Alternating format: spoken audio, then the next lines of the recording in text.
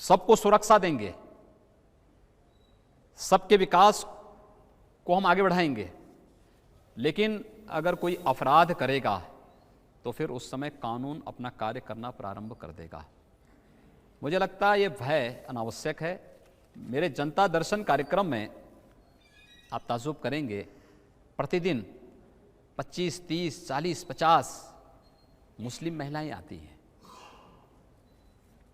और उनकी पीड़ा को अगर आप सुनेंगे, कोई अपने पिता के साथ, कोई अपनी माँ के साथ, कोई अपने बेटे के साथ, कोई अपनी बहन के साथ, कोई अपने किसी रिश्तेदार के साथ आती हैं, एक ही बात उनकी होती है, हमें टेलीफोन से तलाक देकर के छोड़ दिया गया, हमें एक कागज़ में भेज करके, चुटकुला भेज करके कह दिया गया कि इनको छोड़ दो। भाई उन लोगों को न्याय तो मिलना ही चाहिए, और अगर उनकी पैरवी करने की बात प्रदेश सरकार कर रही है, मुझे लगता है ये आधी आबादी के सम्मान से जुड़ा हुआ मुद्दा है। उस आधी आबादी को न्याय मिलना ही चाहिए, ये हम लोगों का आग्रह है। और मुझे प्रसन्नता है कि बहुत सारे मुस्लिम संगठनों ने इस अभियान को अपना समर्थन दिया है। मैंने लखनऊ में देखा है, बहुत सारे सिया धर्मगुरुओं ने गौ हत्या को पूरी तरह प्रतिबंधित करने की बात की, गौ मांस को सेवन न करने की उन्होंने खुलेआम वकालत की, इस प्रकार की उन्होंने आदेश जारी किए हैं। मुझे लगता है कि जो लोग संविधान के साथ, कानून के अनुसार, शासन की व्यवस्था के अनुसार चल रहे हैं, उनको कहीं भयभीत होने की आवश्यकता नहीं। सरकार उनकी सुरक्षा करेगी, उनका सम्मान भी उनको वापस कराएगी।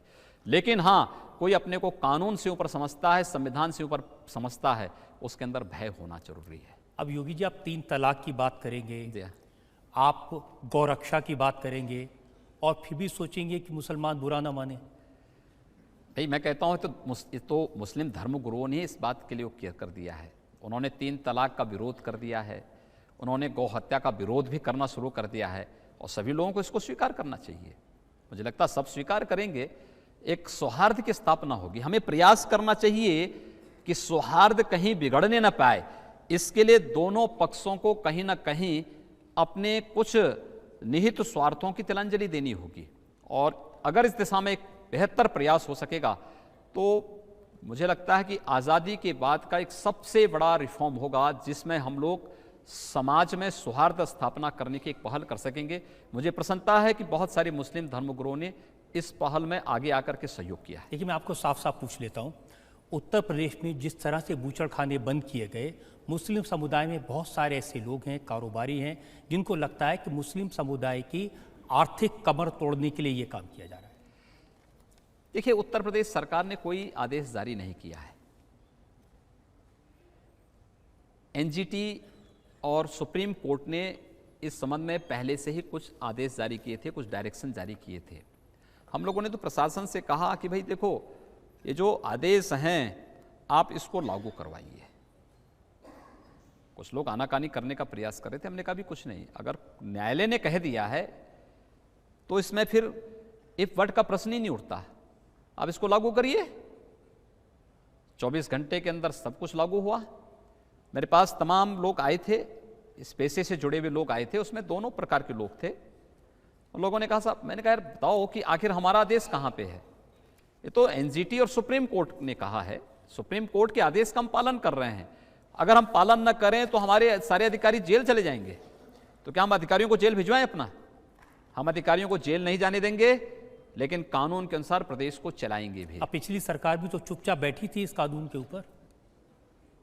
पिछली सरकार में इस सरकार में यही अंतर है कि पिछली सरकार में प्रशासन, अधिकारी, chief secretary, principal secretary, director, special secretary को घंटों कोर्ट में खड़ा होना पड़ता था, अपमानित होना पड़ता था।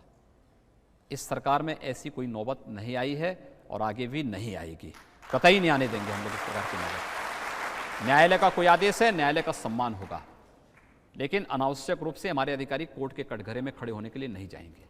लेकिन ये आपकी जो रेपुटेशन है सिर्फ यहाँ नहीं है, अमेरिका तक, न्यूयॉर्क टाइम्स में खबर छपी, हफिंगटन पोस्ट है उसमें खबर छपी।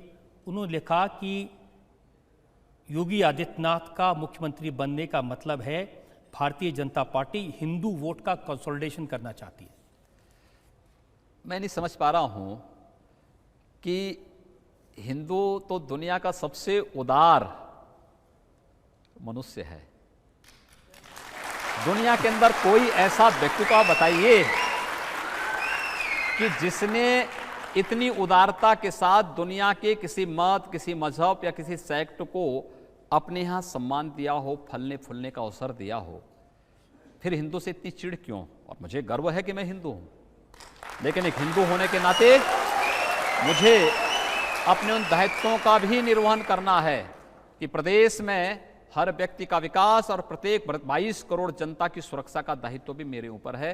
मुझे ये करना है। हमारा मंत्रिपरिषद और इस मंत्रिमंडल से जुड़ा प्रत्येक सदस्य उसके लिए पूरी तरह प्रतिबद्ध होकर के कार्य करेगा। उन्होंने आपके पुराने बयानों का जिक्र किया है।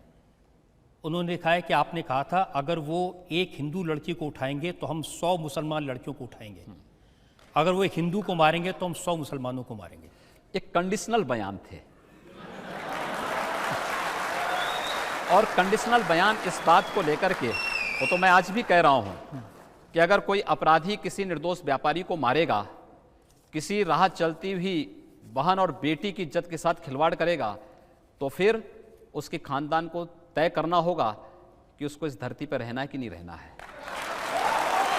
तो हम तब भी तय करेंगे और हम इस प्रकार की अराजकता प्रदेश के अंदर नहीं फैलने देंगे, क्योंकि अराजकता के लिए प्रदेश में कोई जगह नहीं होगी। हमने चेतावनी देख करके बहुत कर लिया है, अब आगे एक्शन की तैयारी हो रही है। बृहद स्तर पर कार्रवाई होगी। गुंडे अपराधी या तो जेल के अंदर होंगे या प्रदेश से बाहर होंगे या अन्यत्र कहीं होंगे, लेकिन हम लोग उनको सड़कों पर खुलेआम अराजकता और जंगल राज की स्थिति पैदा करने की छूट नहीं देंगे। ये बयान पिछले बयानों के ही साथ जुड़े हुए बयान है। योगी जी, आपके बहुत सारे लेख हैं जो उद्धृत किए गए हैं। अब एक का टाइटल है खतरे में हिंदू, दूसरे का टाइटल है सावधान ये इस्लामी आतंक है, आतंक का गढ़ आजमगढ़, और फिर लिखा है कि लातों के भूत बातों से नहीं मानते। ये सब कहीं ना कहीं भाई, ये तो एक तो पाकिस्तान से जुड़ा होगा। हाँ, लातों के जुड़ा है। पाकिस्तान के बारे में क्या बोलूं। आजमगढ़ की स्थिति आपने देखा होगा कि 2008 में मुझ पर स्वयं वहाँ हमला हुआ था और हमले की पूरी जानकारी तत्कालीन प्रशासन को थी। पूरे रिकॉर्ड उनके पास हैं कि हमला कहाँ से संचालित हो रहा है, कौन लोग मुझ पर कहाँ हमला करने वाले हैं।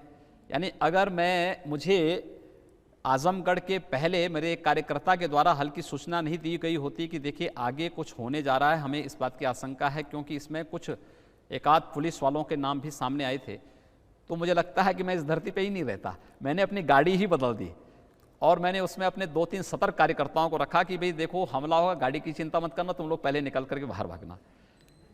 11वें नंबर गाड़ी में मैं था। मैं अपनी गाड़ी गेस्ट हाउस में ले गया, 3रे नंबर पर मैं चला गया। बाकी मैंने सब कुछ ऐसे रहने दिया। 10, 11 और 12 इन 3 गाड़ियों को निशाना बना करके इतनी उसके साथ उनको बिल्कुल वो कर दिया गया था। तो कार्यकर्ताओं को पहले से सावधान कर दिया गया था, तुरंत निकल करके बाहर हो गए, बचाव कर लिया उन्होंने। ये जो स्थितियां थी, देश एक समय, आपको लगता नहीं कि देश के अंदर जितनी भी आतंकी घटनाएं घटित होती थी उन सब के सूत्र कहीं ना कहीं आजमगढ़ से जुड़ते जा रहे थे। रोका गया, रोकेंगे। हम प्रदेश के अंदर कहीं भी ऐसी स्थिति नहीं आने देंगे और अगर कोई इस प्रकार की घटनाओं को, जो समाज विरोधी हो, जो राष्ट्र विरोधी हो, इस घटनाओं को अंजाम देने का प्रयास करेगा, प्रश्रय देगा, तो सख्ती के साथ ऐसे तत्वों को कुचलने का कार्य भी हम लोग करेंगे। इसमें किसी प्रकार का हम लोगों को कोई संकोच नहीं होगा।